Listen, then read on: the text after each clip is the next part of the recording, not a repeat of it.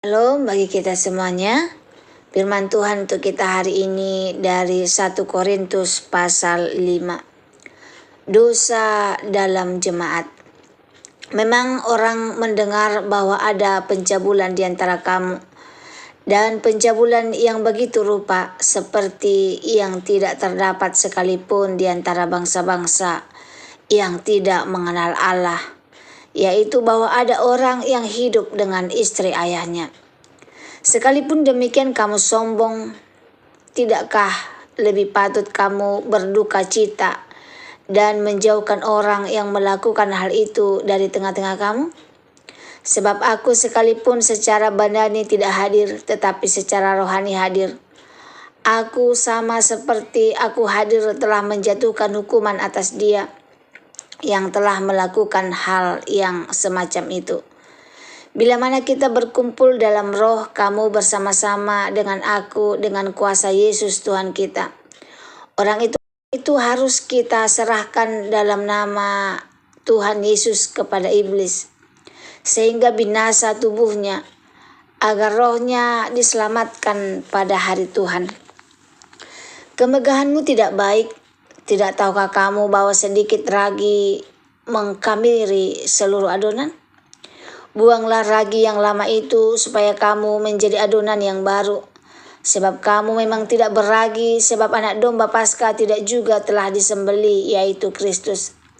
Karena itu marilah kita berpesta bukan dengan ragi yang lama, bukan pula dengan ragi keburukan dan kejahatan, tetapi dengan roti yang tidak berragi, yaitu kemurnian dan kebenaran. Dalam suratku telah kutuliskan kepadamu, supaya kamu jangan bergaul dengan orang-orang cabul.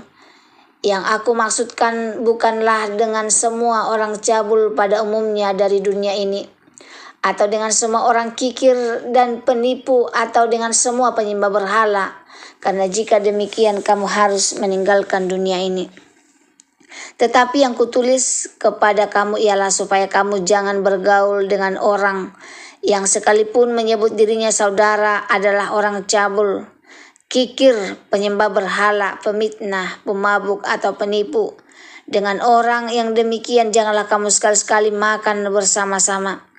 Sebab dengan wewenang apakah aku menghakimi mereka yang berada di luar jemaat? Bukankah kamu hanya menghakimi mereka yang berada di dalam jemaat? Mereka yang berada di luar jemaat akan dihakimi Allah. Usirlah orang yang melakukan kejahatan dari tengah-tengah kamu. Shalom bagi kita semuanya. Firman Tuhan untuk kita hari ini dari 1 Korintus 1 ayat 13. Judulnya, masihkah kita menjaga kekudusan? Dalam bagian ini Paulus menegur jemaat Korintus karena mereka membiarkan dosa yang sangat parah terjadi di tengah-tengah jemaat. Seorang lelaki hidup dengan istri ayahnya. Yang lebih menyedihkan, jemaat tidak berduka, tetapi malah membiarkan hal itu terjadi seolah-olah semuanya baik-baik saja. Kekudusan bukan pilihan, tapi tanda kita milik Kristus. Paulus mengingatkan bahwa dosa yang dibiarkan akan merusak seluruh tubuh Kristus.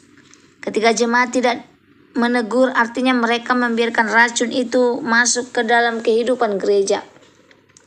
Tindakan menyerah orang itu kepada iblis bukan untuk menghancurkan, tetapi untuk mendisiplinkan, supaya sadar dan bertobat, dan rohnya tetap diselamatkan pada hari Tuhan.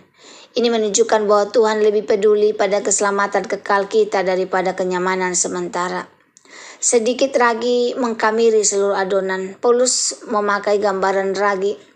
Ragi kecil bisa membuat seluruh adonan mengembang. Demikian juga dosa kecil yang dibiarkan akan mempengaruhi seluruh tubuh rohani. Kristus adalah anak domba Paskah yang sudah disembelih. Karena itu hidup kita tidak boleh lagi diwarnai oleh ragi, keburukan dan kejahatan, tetapi kemurnian dan kebenaran. Artinya kita dipanggil bukan hanya menjauh dosa, tetapi juga hidup jujur, tulus, dan sungguh-sungguh di hadapan Tuhan. Membedakan dunia dan jemaat. Paulus menegaskan bahwa kita memang hidup di tengah dunia yang penuh dosa. Kita tidak mungkin menghindari semua orang berdosa, tetapi ada perbedaan besar. Dengan orang di luar gereja kita tidak dipanggil untuk menghakimi. Dengan orang yang menyebut dirinya saudara dalam Kristus namun hidup dalam dosa, kita harus menegur, menasihati, dan bahkan menjaga jarak bila ia tidak mau bertobat. Tujuannya bukan menghukum, tetapi melindungi jemaat dan membawa orang itu kembali kepada pertobatan. Ini mengingatkan kita bahwa gereja seharusnya menjadi komunitas yang saling menjaga, bukan membiarkan dosa menghancurkan dari dalam. Semoga diberkati Tuhan. Apakah ada dosa yang saya toleransi dalam hidup saya? Apakah saya menjadikan kasih sebagai alasan untuk tidak menegur saudara seiman saya yang salah? Apakah hidup saya mencerminkan kemurnian dan kebenaran seperti rogi yang tidak beragi yang Tuhan inginkan? Semoga firman Tuhan hari ini menjadi berkat bagi kita.